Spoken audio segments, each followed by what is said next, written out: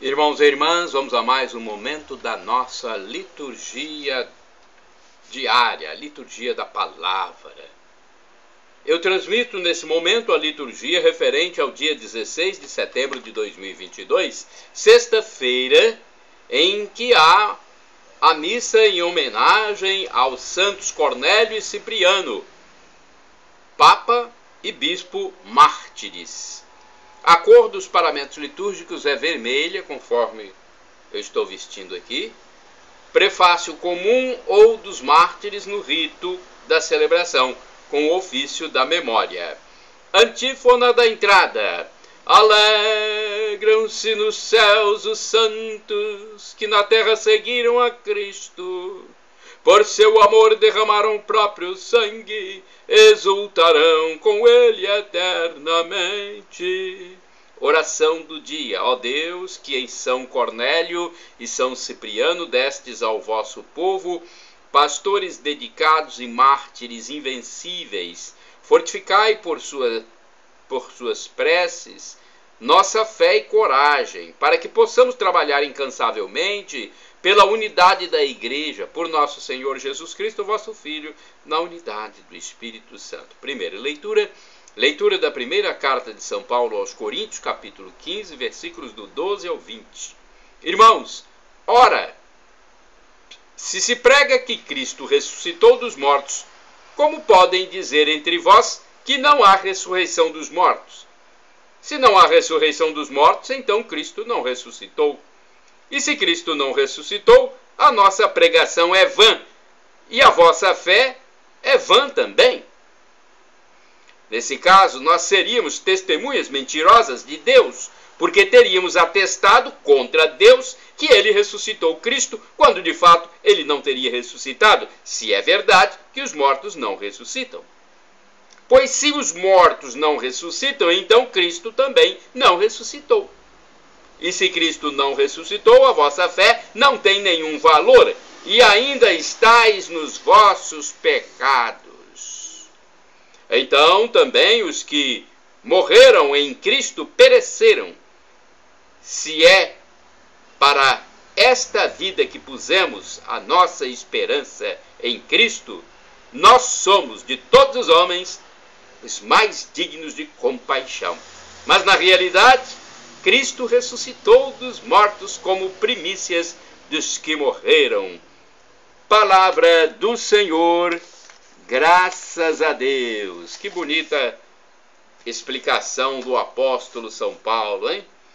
Agora vamos ao Salmo responsorial, Salmo 17, versículos do primeiro, é o primeiro, sexto ao sétimo, oitavo B, 15, refrão 15B. Ao despertar me saciará a vossa presença, ó Senhor. Repitamos! Ao despertar me saciará a vossa presença, ó Senhor. Ó Senhor, ouvi a minha justa causa, escutai-me e atendei o meu clamor. Inclinai o vosso ouvido à minha prece, pois não existe falsidade nos meus lábios. Ao despertar me saciará vossa presença, ó Senhor. Eu vos chamo, ó meu Deus, porque me ouvis.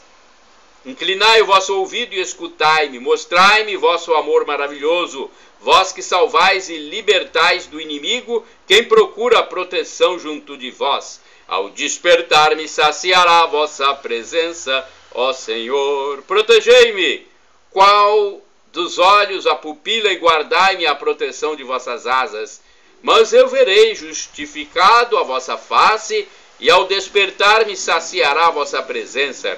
Ao despertar me saciará a vossa presença, ó Senhor. Aclamação ao santo. Sim, vamos repetir o refrão. É uma norma da celebração. Ao despertar me saciará a vossa presença, ó Senhor. Aclamação ao Santo Evangelho. Aleluia, aleluia, aleluia, aleluia, aleluia, aleluia, aleluia, aleluia. Temos um texto de Mateus 11, versículo 25, para a aclamação. Graças te dou, ó Pai, Senhor do céu e da terra, pois revelastes os mistérios do teu reino aos pequeninos, escondendo-os aos doutores. Aleluia, aleluia, aleluia, aleluia, aleluia, aleluia, aleluia, aleluia. Evangelho de Jesus Cristo segundo São Lucas, capítulo 8, versículos do 1º ao 3º. O Senhor esteja convosco, Ele está no meio de nós.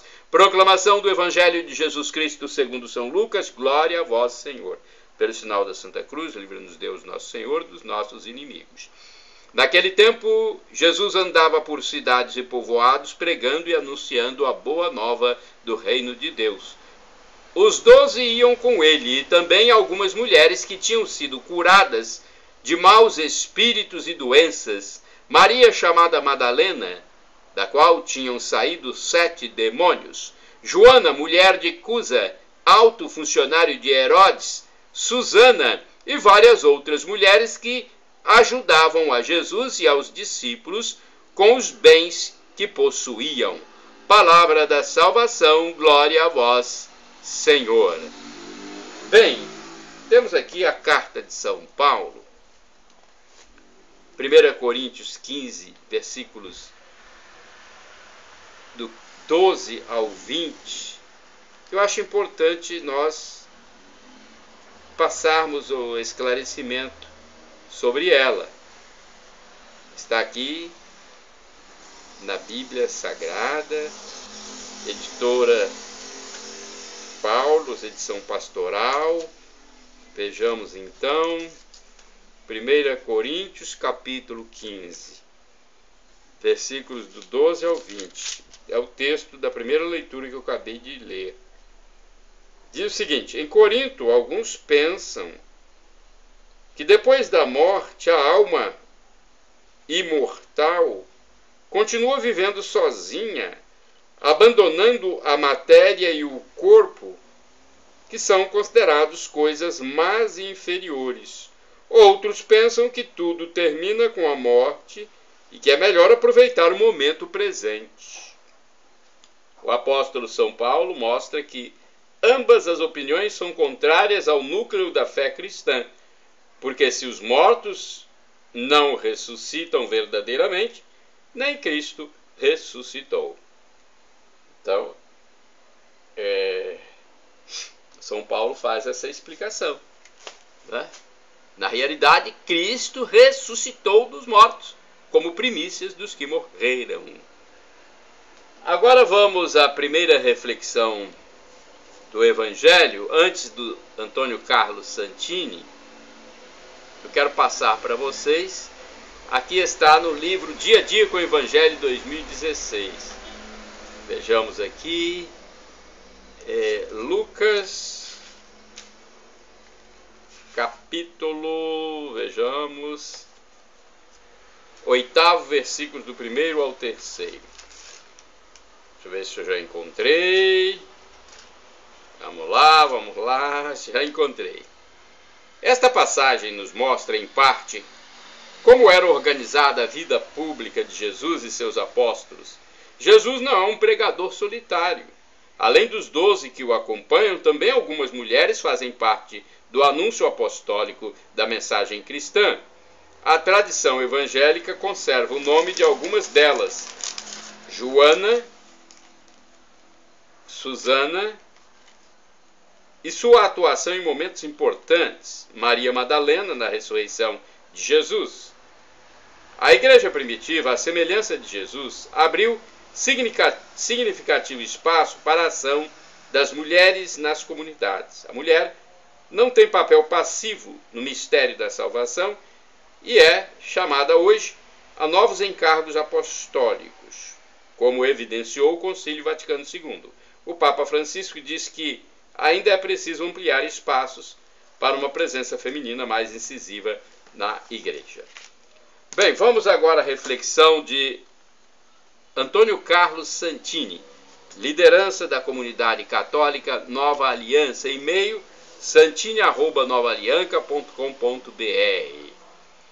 Liturgia comentada: tinham sido curadas. Lucas capítulo 8, versículos do 1º ao 3º.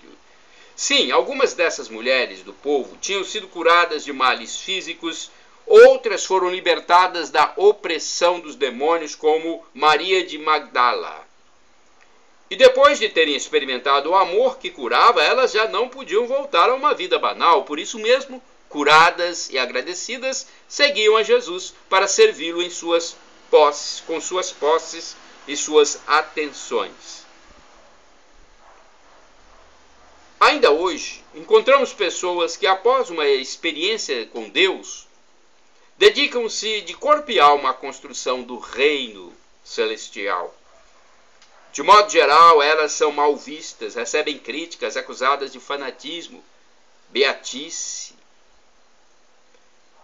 É que o comportamento delas nos ameaça, denuncia nossa normalidade morna. Seu amor nos parece excessivo e injustificável, é lógico, a razão sem afeto não pode entender. Como entender a imprevista guinada de Charles de Foucault, que troca as noites de Paris pelo silêncio do deserto de Tamanrasset? Como entender a ruptura de Teresa, que deixa o ninho seguro do colégio de ricos para mergulhar nas sórdidas favelas de Calcutá? Como seguir o chocante exemplo do padre Damião, que atravessa o Pacífico para abraçar os leprosos na ilha de Molokai? E a loucura de Albert Schweitzer, o médico que deixa a Bélgica civilizada para servir aos nativos doentes do Congo. Se buscarmos bem no fundo, encontraremos uma história de amor, uma grande paixão. Em um dado momento de sua vida, as feridas de seu coração foram tocadas pela mão amorosa de Deus, e em lugar de cicatriz brotou outra ferida ainda mais profunda, a sede de amar e responder amando ao amor que haviam recebido. Seria uma pena se nós gastássemos toda a nossa vida com pequenos amores, pequenos apegos, minúsculos afetos. É que Deus nos chama a experimentar um amor profundo, uma paixão que arrebata, mesmo sem os arroubos místicos de uma Teresa de Ávila transfixada, sem os ardores de Margarida Maria Alacoque. Todos nós podemos experimentar um amor que move, um amor que faz mover os pés, nos desinstala e nos põe no caminho do outro. Se não me engano, é por isso que Deus permite nossas enfermidades. Nelas temos a oportunidade de conhecer aquele que cura. Uma vez curados, brotará em nós o impulso de semear as mesmas sementes de amor que caíram em nosso coração. Assim, quem sabe, seguiremos a Jesus. Irmãos e irmãs, orai sem cessar. Deus fere e cuida, se golpeia, sua mão cura. Jó, capítulo 5, versículo 18. Vamos aos santos do dia. Nós temos a história de São Cornélio. São Cornélio é santo do dia 16 de setembro. Eu só quero dizer que eu pesquisei sobre São Cornélio no site da TV Rede Século 21, rs21.com.br. Então vamos lá. 16 de setembro, dia de São Cornélio. Cornélio nasceu em Roma. Foi eleito para o pontificado depois de um período vago na cátedra de Pedro, devido à violenta perseguição imposta pelo imperador Décio. O Papa Cornélio foi eleito quase por unanimidade, menos por Novaciano, que esperava ser o sucessor, martirizado por aquele cruel tirano. Assim, Novaciano consagrou-se bispo e proclamou-se papa, isto é, antipapa. Nessa condição, criou-se o primeiro cisma da Igreja. A Igreja debatia internamente, para tentar uma solução definitiva, quanto à conduta a ser adotada em relação a um dos seus maiores problemas da época, referente aos lapsus, nome dado aos sacerdotes e fiéis que renegavam a fé e separavam-se da igreja durante perseguições que se impunham aos cristãos. Segundo os partidários de Novaciano, Cornélio teria adotado um discurso e uma postura muito indulgente, boa e compreensiva para com os desertores da fé católica, atitudes que lhe valeram grandes atribulações e incompreensões. Mas a toda essa oposição contou sempre com o apoio incondicional e fiel do bispo Cipriano de Cartago, Argélia, norte da África. Entretanto, o imperador Décio morreu em combate, sendo sucedido por Galo, que voltou com as perseguições. Assim, o Papa Cornélio acabou preso e exilado para um lugar que hoje se chama Civitavecchia, em Roma. No exílio, o Papa Cornélio passou os últimos dias de sua vida. Onde encontrava um pouco de alegria era nas cartas que recebia do bispo Cipriano, seu admirador e amigo de fé, muito preocupado em mandar-lhe algumas palavras de consolo. Morreu em junho de 253, sendo sentenciado ao martírio por ordem daquele imperador por não aceitar prestar culto aos deuses pagãos. Foi sepultado no cemitério de São Calixto. A festa litúrgica do Santo Papa Cornélio foi colocada no calendário da Igreja no dia 16 de setembro. Temos também um texto do site vaticannews.va. São Cornélio, Papa, e São Cipriano, Bispo, mártires. Cornélio, Papa romano, faleceu em 253 e Cipriano, Bispo cartaginês, em 258. Ambos são mártires, testemunhas contemporâneas daquele amor pela verdade que não conhece renegação, tampouco diante do sacrifício extremo. Nesta data, celebramos a renúncia ao trono papal do primeiro e a paixão do segundo. Santa Eufêmia, mártir da Calcedônia, outra personalidade santa deste dia, dia 16 de setembro. Eufêmia, virgem da Calcedônia, na Bitínia, atual Turquia, durante as perseguições de Diocleciano e do procônsul Prisco. Recebeu a palma do martírio no ano 303, depois de padecer muitas torturas. Na basílica a ela dedicada, realizou-se o grande concílio de 451 a 452. Tem mais um santo, São Vítor III, Papa. Vítor, de origem lombarda, foi abade em Monte Cassino por 30 anos. Antes de ser eleito Papa, encontrou uma Roma destruída, metade nas mãos do antipapa.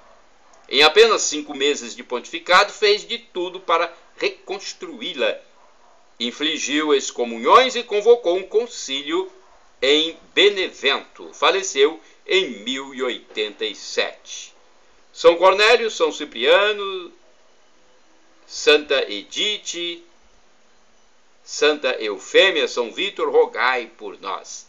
Shalom Adonai, uma expressão hebraica que significa a paz de Deus, é o que eu desejo para todos vocês. El Shaddai significa Deus onipotente, Deus todo-poderoso. Ele proverá se for para o seu bem. E Maranatá, como dizemos nós católicos, ou Maranata, como dizem nossos irmãos separados, os evangélicos ou protestantes. Não importa a pronúncia, o significado é o mesmo. Do dialeto de Jesus, o aramaico, para o português, significa vinde, Senhor Jesus. Um dia ele voltará e será o juízo final. Muitos irão para a danação eterna e muitos irão para o céu. Nós queremos o céu. E eu acho que qualquer pessoa com bom senso deseja o céu. Então vamos nos reconciliar com Deus. Perdão, Senhor, pelos meus pecados do passado, presente e futuro. pecados do pensamento, palavras, atos, omissões. Perdão, Senhor Jesus, e me dê a vida eterna. Shalom Adonai.